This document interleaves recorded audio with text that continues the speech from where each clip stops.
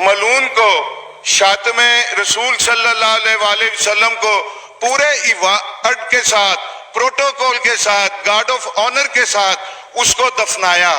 اس کو فرانس کا اعلیٰ ترین سول ایوارڈ دیا گیا، اور پورا ہفتہ بلکہ اب تک سرکاری بلڈنگز پر وہ خاکے وہ لٹک سرکاری طور پر گستاخی کی جا رہی ہے. ناموس رسالت صلی اللہ علیہ وآلہ وسلم پہ حملے ہو رہے ہیں.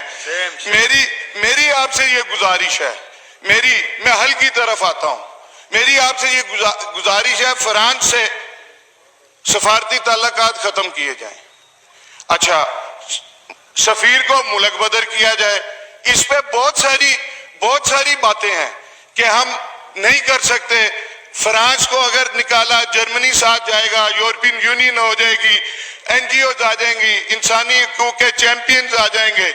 لیکن میں سید عمران احمد شاہ ولد سید علی احمد شاہ اس آیات ربانی میں یہ آپ سے وعدہ کرتا ہوں کہ فرانس کا 17-18 ارب قرضہ ہوگا، وہ آپ اور ہم پاکستانی غلامان مصطفیٰ اور پاکستان سے جو باہر رہتے ہیں غلامان مصطفیٰ، وہ انشاءاللہ اپنی جائیدادیں بیچ کے وہ اس کا قرضہ اتاریں گے.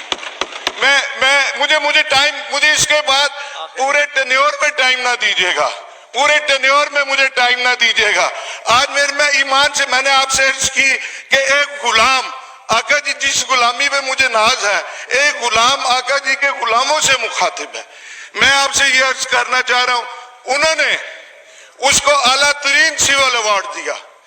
آپ اس چیچن مسلمان کو، عبداللہ کو، پاکستان کا اعلیٰ ترین سول ایوارڈ دیں. آپ اس کے جواب میں آپ غازی فیصل کو سردارتی آرڈیننس کے ذریعے فوری طور پہ اس کو رہا کریں. کچھ تو کریں. کتنے مہینے ہو گئے آپ نے ایک دن میں ایک سیاسی پارٹی کو آپ نے بین کر دیا، لیکن اس پہ آپ کچھ نہیں کر سکے. میں یقین سے کہتا ہوں، میں یہ بھی یقین سے کہتا ہوں اسپیکر صاحب، آپ بھی ساری رات جاگتے ہوں گے.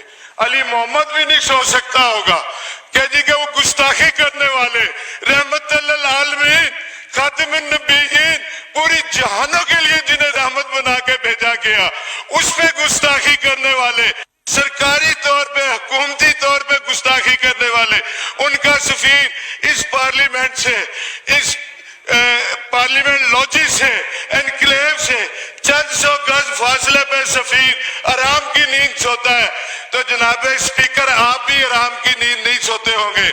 آپ بھی ساری رات، علی محمد بھی سوچتا ہوگا کہ اس کا کچھ نہ کچھ تو حل کریں، کچھ نہ کچھ تو حل کریں اس کا.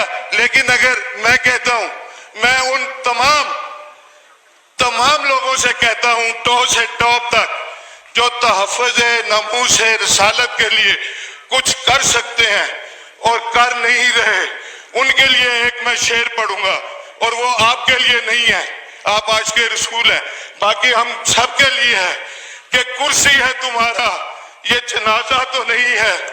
کرسی ہے تمہارا، یہ جنازہ تو نہیں ہے. کچھ کر نہیں سکتے تو اتر کیوں نہیں جاتے؟ ہم تحفظ ناموس رسالت کے لیے اگر کچھ نہیں کر سکتے تو ہمیں اپنے عہدوں پہ رہنے کا ہمیں کوئی حق نہیں. میں ایک بات جی عوام کے لیے میں حل بتانا چاہ رہا ہوں. میں جی ایک تو انٹیریئر منسٹر صاحب آئے اور اس کی مشترکہ پارلیمانی کمیٹی بنے کہ جو یہ واقعات ہوئے، یہ ٹی ایل پی بنی کہاں سے، استعمال کہاں سے ہوئی، کیسے ہوا، یہ سارا ہونا چاہیے. دوسرا، میں ایک آپ کے ناطے، آپ کے توسط سے عالم اسلام کو کہنا چاہتا ہوں، اور 22 کروڑ میں مسلمانوں کو، غلامان مصطفیٰ کو کہنا چاہتا ہوں. میرے سے بات نہیں ہو پا رہی جناب اسپیکر. میں آپ کی بات سمجھ گیا جو آپ کہنا چاہتے ہیں. نہیں، آپ سن لیں میری یہ بات کہ گستاخی اسکینڈینیویا میں ہوتی ہے، گستاخی فرانس میں ہوتی ہے، گستاخی امریکہ میں ہوتی ہے. ہم ادھر احتجاج کرتے ہیں، اپنی املاک کا نقصان کرتے ہیں، ہم اپنے بندے مارتے ہیں، ہم اپنے وہ چنگچی رکشا کل پرسوں کسی کا جلا، اس غریب کا کیا قصور تھا؟ ہمیں پرتشدد احتجاج نہیں کرنا، ہمیں پرامن احتجاج کرنا ہے. اور کرنا کیا ہے یہ میں عوام کو بتا رہا ہوں. مسلم امہ کے آگے ہاتھ باندھ کے یہ اپیل کر رہا ہوں، گستاخی ادھر ہو، ادھر یہ کیا کریں کہ اپنے بچوں میں سے یا اپنے بہن بھائیوں میں سے ایک بچے کا عہد کر لیں کہ اس کو قرآن کی تعلیم دیں گے، اس کو حافظ قرآن بنائیں گے، اس کو دین محمدی کی تعلیم دیں گے، عالم دین بنائیں گے.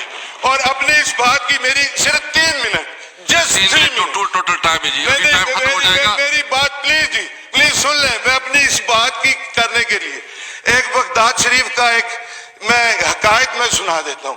اپنی اس بات کی تقریر کہ ہم عالم دین بنا کے کس طرح گستاخیاں روک سکتے ہیں. ہم ایسے روک سکتے ہیں کہ بغداد شریف تھا، میرے غوث الورا کا شہر تھا، ادھر سخت سردی تھی، طوفانی بارشیں تھیں.